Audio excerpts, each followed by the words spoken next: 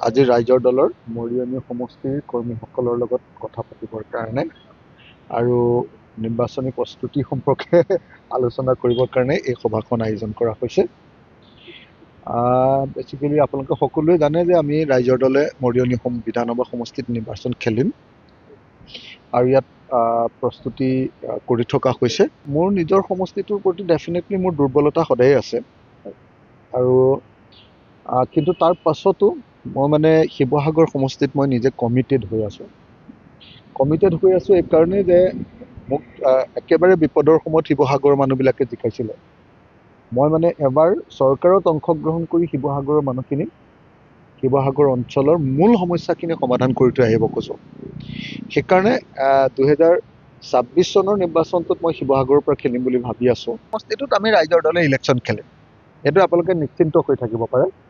আৰু ৰাইজৰ দলে নিৰ্বাচন খেলিম কাৰণে আমাৰ মাজত বহুত ধৰণৰ চিন্তা হৈ আছে।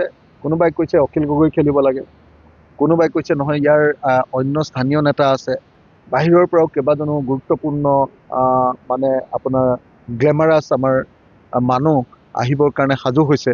তো এই গোটেইকেইটাক লৈ এটা থৰ থ্ৰেডবেয়াৰ পুংখানুপুংখ আলোচনা কৰাটো আমি বিচাৰিছোঁ।